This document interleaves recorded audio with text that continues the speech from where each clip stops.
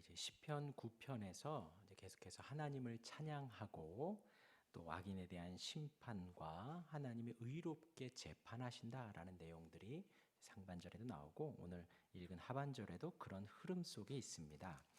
그래서 지금 세 개의 단락으로 나누었는데 하나는 여호와를 찬양하라. 또 두 번째는 긍휼히 여기기를 여겨 주시기를 기도하고 악한 자들에 대한 이제 심판을 구하는 장면 이렇게 세 개로 나누었습니다.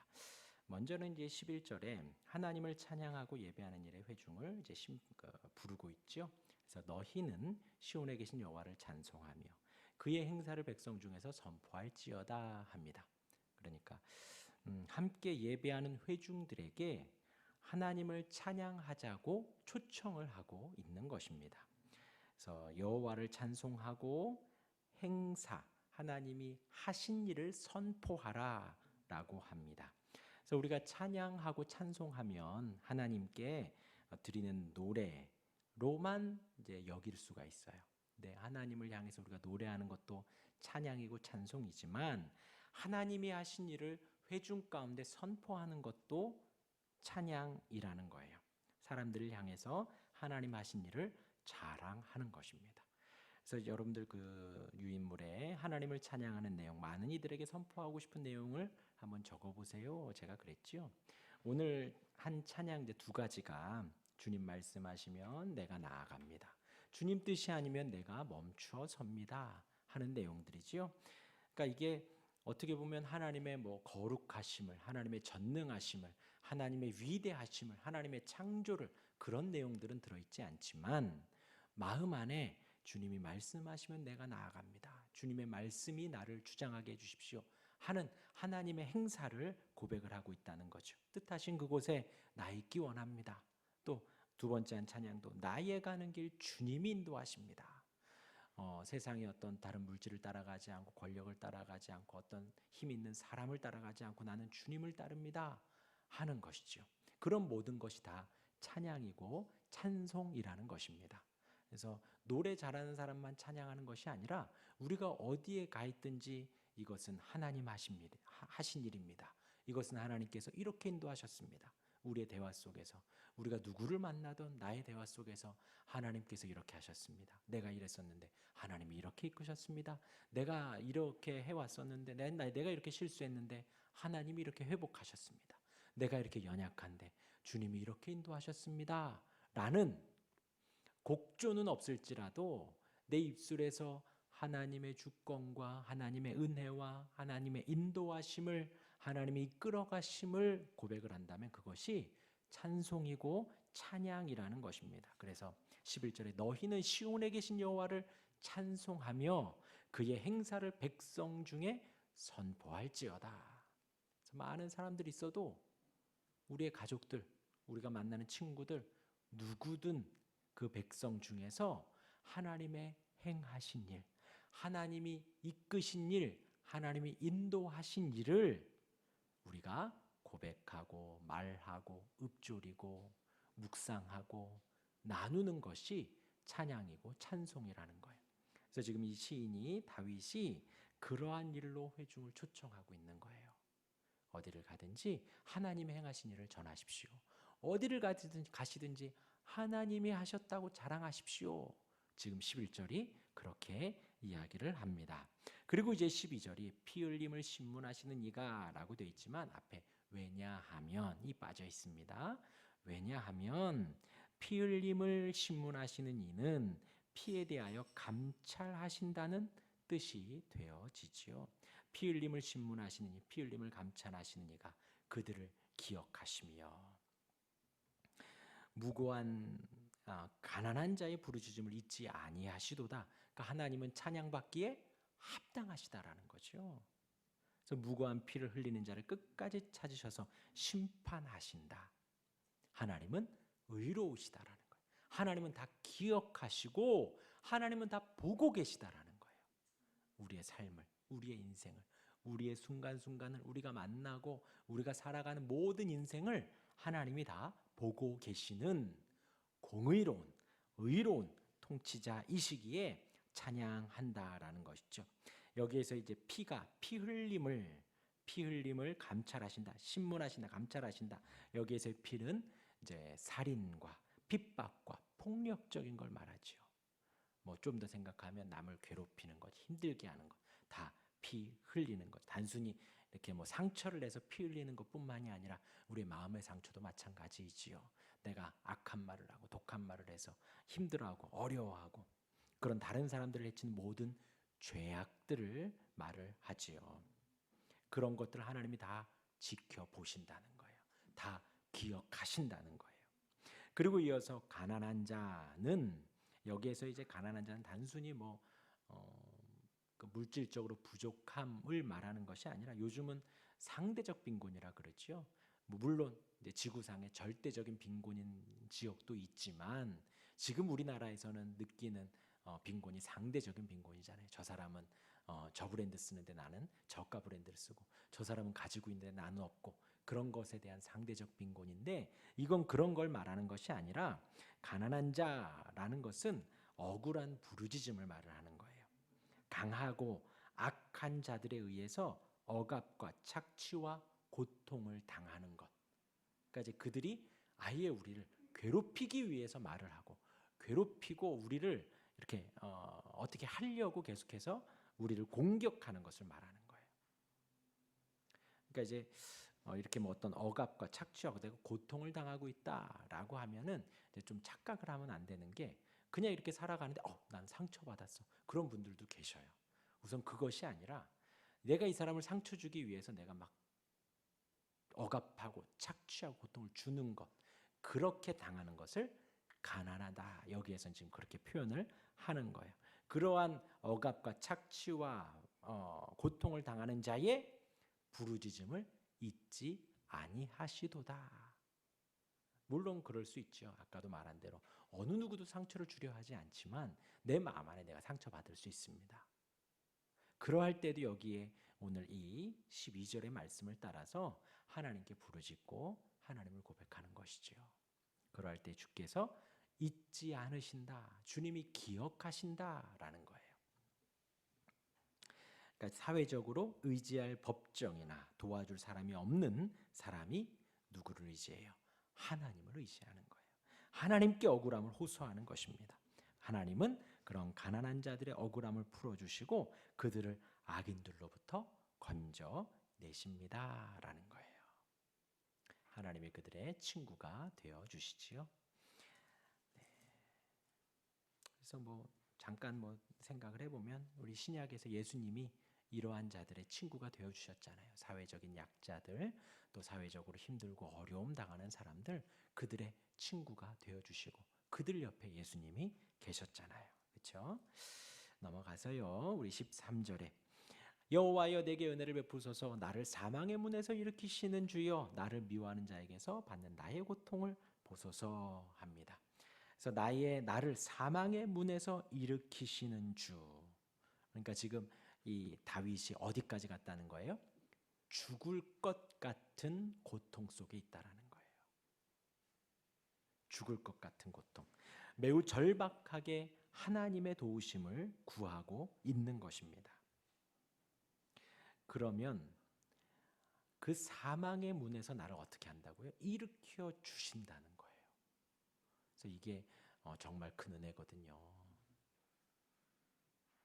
단순히 어떤 세상의 종교처럼 우리가 이 땅에서 안 된 일을 잘 되게 해주시고, 막혔던 일이 좀 잘 되고, 건강이 아팠던 게 안 아파지고, 단순히 그런 걸 말하는 게 아니라 내가 죽음 속에서 나를 살려주신 분이시다라는 거예요. 그리고 또 사망의 문에서 일으켜 주신다는 거죠.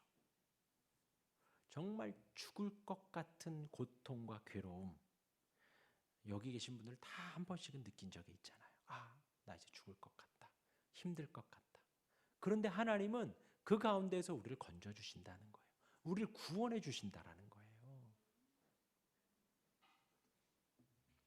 하나님이 가지고 계신 부활의 능력, 구원의 능력을 믿고 의지한다는 표현입니다. 나를 살려주시는군요. 나를 구원해 주시는군요. 나를 인도해 주시는군요. 나를 사망, 죽을 것 같은 이 괴로움에서 나를 건져 주시는군요 하는 거예요. 그 구원의 하나님을 믿고 의지한다는 표현이고요. 은혜를 베푸소서 보소서 합니다. 그래서 하나님이 이 다윗의 고통받는 상황에 개입하셔서 구원해 주실 것을 요청하는 간구의 표현입니다. 그래서 원수들은 하나님의 자녀들이 고통당하는 것을 보시지 않는다고 우리를 조롱하지요. 우리를 향해 손가락질합니다. 너의 하나님이 과연 어디 있느냐? 너가 믿는 하나님이 과연 온 세상의 주이냐? 온 세상의 창조주이냐? 전능하시냐? 우리를 향해서 손가락질하고 조롱을 한다는 거죠. 하나님께 그 모든 것을 호소하는 거예요. 모든 것을 아뢰는 것입니다. 그 모든 것은 자신의 자격이 아니라 하나님의 은혜와 자비에 근거한 것이다 라는 거예요. 내게 은혜를 베푸소서, 그것에 호소를 하는 거예요. 내가 잘났기 때문에 나를 부활시켜 주시고 나를 이 고통에서 건져 주십시오가 아니라 하나님 자체가 은혜의 주님이시기 때문에 그 은혜의 근거에서 지금 호소를 하고 있습니다. 우리 14절 같이 한번 읽어볼까요? 시작. 그리하시면 내가 주의 찬송을 다 전할 것이요 딸 시온에 기뻐하리이다. 그렇게 부르짖음의 목적, 기도하는 목적, 나를 살려주시는 목적이 무엇이다? 하나님을 찬송하겠다라는 거예요. 그러니까 사실 우리가 내가 하나님을 더 예배하려고, 하나님을 찬송하려고 높이기 위함이니 나를 건져 주십시오라는 거예요. 다른 조건을 거는 게 아닙니다. 그렇죠? 즉 하나님이 고통에서 구원해 주시고 건져 주시면 그 구원을 간증하고 하나님을 찬양하겠다라는 맹세가 되어지지요. 그래서 위에서는 사망의 문이 그 가운데서 나를 일으켜 주시면 14절에는 시온의 문에서 주의 구원을 기뻐하겠습니다라고 이렇게 언어 유희예요. 이게 사망의 문에서 건져 주시면 내가 시온의 문에서 주를 기뻐하겠습니다. 이렇게 또 고백을 합니다. 이어서 이제 15절, 우리 15절 같이 읽어볼까요? 시작. 이방 나라들은 자기가 판 웅덩이에 빠지며 자기가 숨긴 그물에 자기 발이 걸렸도다. 13, 14절의 기도가 응답이 된 것이죠. 구체적으로 간증하는 것입니다. 악한 나라들이 이스라엘을 공격하려고 했던 꾀에 자신들이 도리어 걸려들었다고 간증을 하는 거예요. 웅덩이와 그물들은 사냥꾼들이 짐승을 잡기 위해서 준비하는 것이지요. 그런데 그렇게 만든 웅덩이와 그물에 자기가 걸린다는 거예요. 숨겨놓은 그 도구들에 자기가 넘어지고 자기가 죽게 되고 자기가 고통을 당하게 된다는 거죠. 그래서 하나님이 구원하셨고 하나님이 인도하셨다라는 것을 이 15절에서 구체적으로 또 이야기를 하고 있습니다. 이어서 이제 16절에 보면요, 여호와께서 자기를 알게 하사 심판을 행하셨으며 악인은 자기가 손으로 행한 일에 스스로 얽혔도다. 또 이제 비슷한 흐름이지요. 자기가 손으로 행한 일에 스스로 얽혔다고 합니다. 이것 또한도 하나님께서 행하신 공정한 심판이 되어지지요. 온 세상을 공의롭게 다스리시는 하나님이 사람들은 보지 못하는 악인들의 꾀에 스스로 걸려 넘어지게 하셨다라는 거예요. 여기서 학가욘이라고 하면 묵상하다, 잠시 멈추다, 뭐 이런 내용이 됩니다. 그래서 잠시 멈춰서 악인들이 한 그 일들을 이렇게 보고 있습니다. 이어서 17절에 악인들이 스올로 돌아가며 하나님이 잊어버린 모든 이방 나라들이 그리하리로다. 하나님의 공의로운 심판으로 사망의 문에 있었던 악한 나라들이 스올로 돌아갑니다. 지옥으로 간다는 거죠. 그들이 악인인 이유는 하나님을 무시하고 그분의 통치를 개의치 않는 자들이기 때문에 그래요. 그들은 하나님을 대적하는 자들이에요. 그들은 하나님을 욕하는 자들이에요. 하나님의 사람들로 하여금 너의 도움이 하나님이 아니다 라고 하는 사람들이에요. 하나님의 사람들로 하여금 사망의 문으로 피 흘리게 하는, 공격하는 자들이 되어지는 거예요. 하나님을 잊어버린 모든 이방 나라들이 악한 자들이 되어집니다. 그래서 이번에 악인들은 어떤 사람들인가 여러분들의 생각을 한번 적어보셔요. 우리의 인생 속에서 악인들 어떤 자들이 있었는가 한번 생각을 해보시기를 바랍니다. 이어서 이제 18절에 우리 같이 한번 읽어볼까요? 18절 시작. 궁핍한 자가 항상 잊어버림을 당하지 아니하며 가난한 자들이 영원히 실망하지 아니하리로다. 그렇게 악인들은 멸망하지만 그와 대조적으로 의인들은 구원을 노래하는 거예요. 하나님을 의지하고 그 은혜를 의지하는 자는 궁핍하다 하더라도 하나님께 잊어버림을 당하지 않는다라는 거예요. 하나님이 기억하신다는 거죠. 하나님께 올려드린 그들의 소망은 이루어질 것이기 때문에 결코 실망하지 않는다라는 거예요. 궁핍한 자가 항상 잊어버림을 당하지 아니하며 항상 기억하신다는 거죠. 하나님께서 가난한 자들이 영원히 실망하지 아니하리로다. 가난한 자들이 실망하지 않는다는 거예요. 하나님께서 실망하지 않도록 베풀어 주시고 인도해 주시고 이끌어 주신다라는 것입니다. 그래서 이제 10절과 11절에 12절에 대한 10절에 보면요. 여호와여 주의 이름을 아는 자는 주를 의지하오니 이는 주를 찾는 자들을 버리지 아니하심이니이다. 그리고 이제 12절에 보면요. 피 흘림을 신문하시는 이가 그들을 기억하시며 가난한 자의 부르심을 잊지 아니하시도다.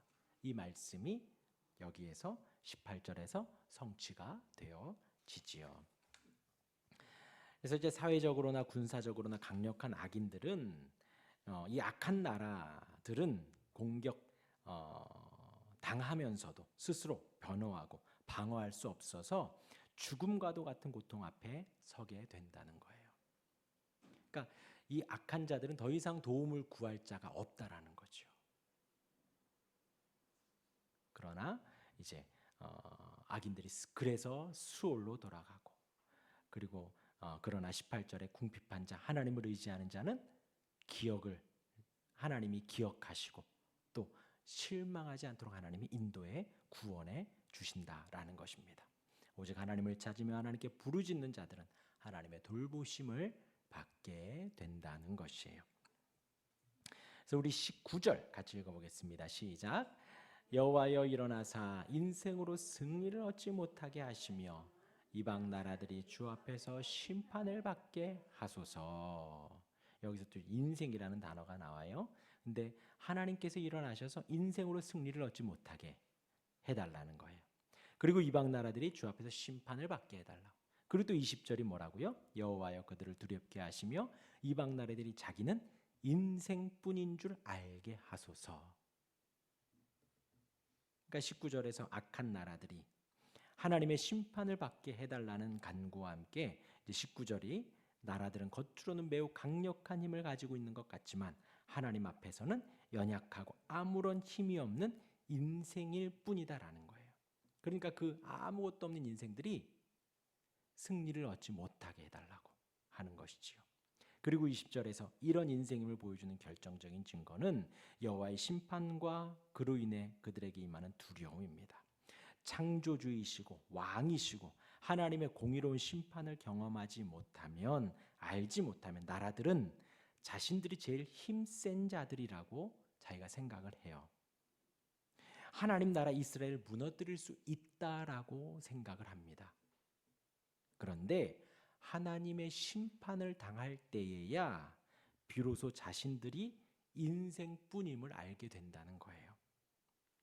죽음 앞에 하나님의 심판 앞에 스올 앞에서 자기의 약함과 한계와 무능함 등을 자각하게 된다는 거죠. 그러니까 그들로 그렇게 알게 해 달라는 거예요. 여호와여 그들을 두렵게 하시며 이 두려움 앞에서 이방 나라들이 자기는 인생뿐인 줄 알게 하소서. 왜냐하면 이 이방 나라들은요 자신이 가지고 있는 군사력이 전부인 줄 알고 자신들이 가지고 있는 재력이 전부인 줄 아는 거예요. 자신들이 알고 있는 지혜가 전부여서 웅덩이를 파면 하나님을 의지한다는 저들이 빠지겠지. 그리고 이렇게 그물을 쳐놓으면 내 지혜가 분명히 저들은 이리로 지나갈 거야. 거기에 그물을 치면 저들을 멸망시킬 수 있어. 저들을 붕괴시킬 수 있어. 라는 온갖 지혜들을 다 짜내지만 결국에 하나님의 심판할 때 설 때에 인생은 승리하지 못하고요. 하나님의 심판 앞에 설 때에 그들은 두려워지는 거예요. 아, 저들이 믿는 하나님이 살아계시는 분이셨구나. 저들이 믿는 하나님이 심판하시는 분이셨구나. 그리고 인생은 정말 아무것도 아니구나. 나는 정말 부족하고 연약하고 보잘것없는 인생뿐이구나 라고 깨닫게 된다는 것이죠. 그래서 이제 우리 3번의 질문이 그거예요. 우리는 인생뿐임을 알고 있는가라는 거예요. 이 인생을 살면서 이 인생은 정말 아무것도 아니구나. 나의 사람의 생명은 아무것도 아니구나. 하나님이 은혜 주셔야 살아갈 수 있고 하나님이 나를 사망의 문에서 시온의 문으로 인도하셔야 우리가 살아갈 수 있고 하나님이 의롭게 심판하셔야 우리가 하나님을 찬양하고 찬송하는 그 길로 살아갈 수 있겠구나라는 것을 알 수가 있다라는 거예요. 근데 이제 여기에서 하나님의 심판을 당할 때에야 인생뿐임을 알 수 있다라는 거죠. 하나님의 심판을 당할 때에야. 그러니까 우리가 이렇게 살아생전에 이것을 알아야 되는 거예요. 우리가 저기 웨스트민스터 소유리 문답에서도 인간의 이제 비참함으로 이제 그 다음 예수님을 알게 된다. 지난주 복습에 그렇게 말씀을 드렸지요. 우리가 이 인생에서 인생이 정말 별것 아니구나. 인생이 정말 연약하고 무능하고 아무것도 할 수 있는 게 없구나. 하나님이 심판하시면 나는 멸망당할 수밖에 없구나. 하나님이 구원하셔야지만이 내가 구원을 얻을 수 있구나. 내 인생이 아무것도 아니구나 라는 것을 알아야 한다는 거죠. 다윗이 지금 그걸 아는 거예요. 하나님은 찬송받기에 합당하신 분이시고 모든 회중들아 하나님이 하신 일을 찬송하고 높이자. 그 예배의 자리로 찬송의 자리로 부르면서 그렇게 하나님을 찬송하지 않는 이방 나라들은 인생일 뿐이야. 아무리 화려해 보여도 아무리 모든 걸 다 가져 보인다 하더라도 인생일 뿐이구나. 반대로 나는 가난하고 나는 공격을 당하고 나는 어떤 피 흘림을 당할지라도 내가 의지하는 하나님의 은혜와 하나님의 전능하심이 전부이구나. 그것이 정말 나를 사망의 문에서 생명으로 사망의 문에서 건져주시는 시온의 문으로 인도해 주시는 분이시구나 라는 것을 오늘 9편에서 고백을 하고 있습니다.